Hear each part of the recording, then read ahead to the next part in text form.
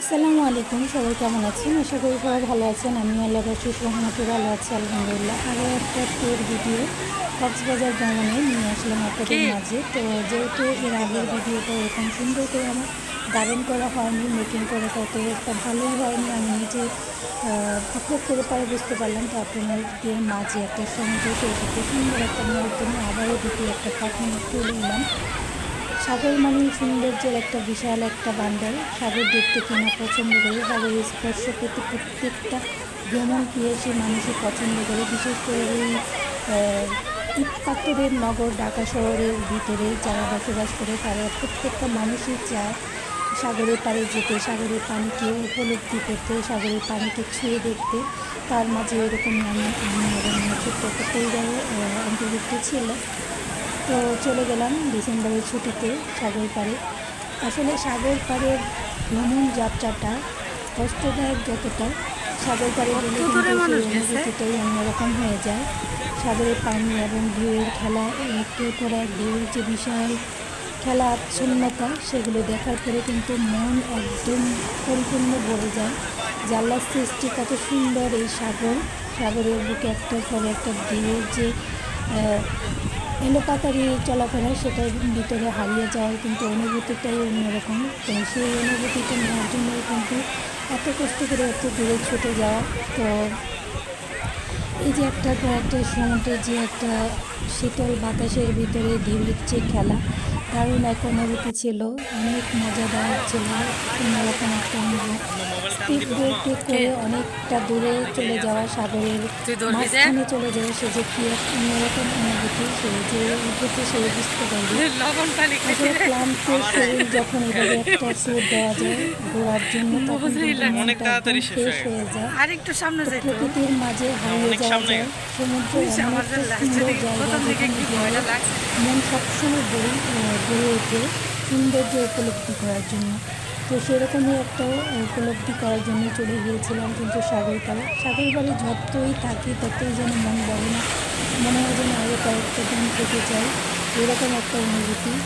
এই যে ঢেউয়ের একটার পর একটা ঢেউয়ের যে গর্জন, সেটা বলে প্রকাশ করা যাবে না, কত সুন্দর যে বিশাল অনুভূতি। তা আমি যখন ভয়েস ওভারটা দিচ্ছি তখন তো আমি বাসায় এসে দিচ্ছি, কিন্তু এই যে সাগরের যে একটা শব্দ আছে না, ঢেউয়ের যে একটা সাউন্ড, মনোরঞ্জন করে, একদম মনকে ভরে দেওয়ার মতো অবস্থা।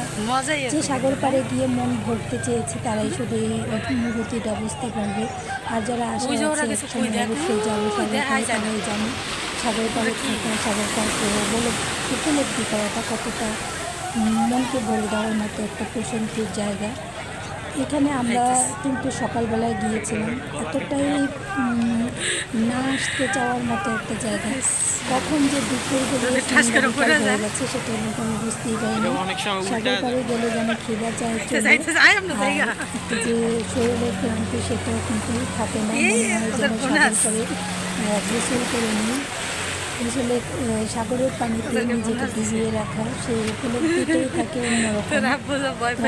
সাগর পাড়ের ভিডিও কার কীরকম দ্বিতীয় পার্টটা অবশ্যই কিন্তু কমেন্ট করে জানাতে ভুলবেন না।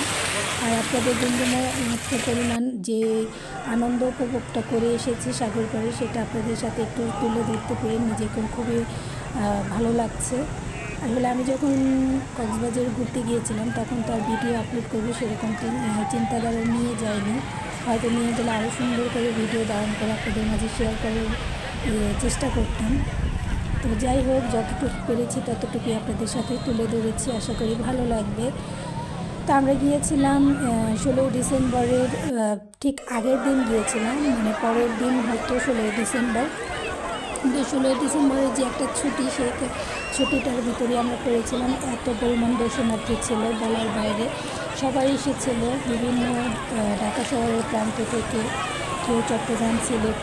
চট্টগ্রামের মানুষ তো অফিসে আসবেই, তারা ব্যবসা বাণিজ্যের জন্য হোক, কিন্তু বিভিন্ন জায়গা থেকে এসেছিল, বিভিন্ন স্কুল, প্রত্যেক কলেজ ভার্সিটি থেকে ট্যুর দিতে এসেছিল, অফিসের ছুটি পেয়ে এসেছিল, বিভিন্ন জায়গা থেকে মানুষ এসেছিল।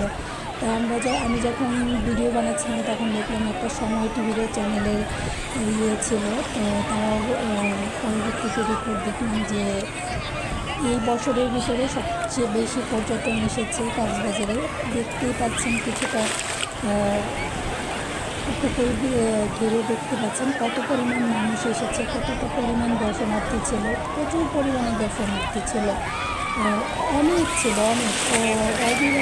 মানে একটা ফুটো জায়গাও ছিল না। আমি তো একটু ফাঁকা রেখে মানে উপর দিকটা দেখে দেখাচ্ছি আপনাদেরকে, কিন্তু অনেক পরিমাণ দর্শনার্থী এসেছিল 16 ডিসেম্বরের আগের দিন বা 16 ডিসেম্বরে প্রচুর দর্শনার্থী ছিল সাগরকে কেন্দ্র করে। তো সবাই কিন্তু এসেছিল এই সাগরকে ভাগাভাগি করে উপলব্ধি করার জন্য, একটু জলের ছোঁয়া পেতে শান্তশিষ্ট যে ভিড়ের ধারা সেটা কিন্তু একটু শীতকালে একটু শান্তশিষ্ট থাকবে। এরকম যে সাগরের যে কোনো একটা দুর্ঘটনা সেরকম কোনো রকমই থাকে না। আর সাগর পাড়ে কিন্তু দলবদ্ধভাবে এভাবে সাগর পাড়ে নামাটাই কিন্তু অন্যরকম একটা মজা। একাকে কিন্তু ভালো লাগে না, একাকে কেন ভালো লাগে না সেটা আমি বলছি। আমরা যখন ছবিটা গিয়েছিলাম সেটা আপনাদের সাথে শেয়ার করি। ওখানে কিন্তু কোনো মানুষ পর্যটন বেশি একটা ছিল না, কারণ ওখানে কোনো বীজ ছিল না, মনে করা কোনো বীজ ছিল না। আমি যে পর্যটন এরিয়াটা আছে সাগরের পাড়ে, সেই বীজটার নাম হচ্ছে কলাতলি। ডলফিন আগে ছিল, ডলফিন এখন হচ্ছে কলাতলি। তো কলাতলি যে ইয়েটা ছিল, বীজটা ছিল, এখানে কিন্তু প্রচুর দর্শনার্থী ছিল। আর আমরা যে ঘুরতে ঘুরতে একদম 2-3 ঘন্টা পর আমরা সাগর পাড় দিয়ে হেঁটেছিলাম। ওইখানটাতে কিন্তু মানুষ ছিল না, শুধু কয়েকটা জেলে ছিল যারা মাছ ধরছিল, আর কোনো দর্শনার্থী ছিল না। আমরা মূলত ওইভাবে হেঁটেছিলাম কাঁকড়া দেখার জন্য। তো যে কাঁকড়া দূর থেকে দেখতে পেয়েছিলাম, কাছ থেকে দেখতে পাইনি। সেটা আপনাদের সাথে একটা ভিডিও আপলোড করবো, সেই ভিডিওটা দেখার জন্য অবশ্যই অপেক্ষা করবেন। আর আপনাদের বলছিলাম যে যেখানে কিন্তু অনেক মানুষ থাকে সেখানে কিন্তু ভালো লাগে, একটা মনে সাহস থাকে। সচরাচর তো আমরা এই সাগর পাড়ের থেকে অভ্যস্ত না, এত বড় সাগর পাড়ে কিন্তু আমরা দেখে অভ্যস্ত না। তো একা একা যখন নিরিবিলি কোনো আইল্যান্ড থাকে তখন আমাকে দেখতে কিন্তু একটু ভয় ভয় লাগে। তো এইভাবে কিন্তু অনেক মানুষ ছিল বোধহয়, কিন্তু খুবই ভালো লেগেছিলো, অনেক সুন্দর অনুভূতি ছিল। তো আশা করি আজকের ভিডিওটা আপনাদের কাছে ভালো লাগবে, সাগর পাড়ের ট্রিপটা। তো আপনাদের সাথে আমি শেয়ার করতে পেরে আমার খুব আনন্দ লাগছে। এই যে ঢেউয়ের যে সাউন্ডটা, একটা শব্দ, ঢেউয়ের যে গর্জন, সেটা কিন্তু অনেক সুন্দর, অনেক মনোরঞ্জনকর। আর এই যে সাথে করে যে বালুটা আসে না পায়ের ভিতর দিয়ে, যখন আসে তখন একটা ঝাপটার মতো লাগে, আর যখন পানিটা আবার সাগরে ধুয়ে চলে যায় তখনও কিন্তু ভালোর একটা পায়ে চাপা দিয়ে ধরে রাখে, মনে হয় যেন আপনাকে ঢেলে ফেলে দিবে, এরকম একটা। তো আমি বেশিরভাগ সময় শুধু ঢেউয়ের সাথে খেলা করছিলাম, ঢেউয়ের যে পায়ের সাথে এসে চলে যায় সেটাই কিন্তু অন্যরকম একটা অনুভূতি। আর অনেক ভালো লেগেছিল, এত পরিমাণে লবণের পানি বলার বাইরে।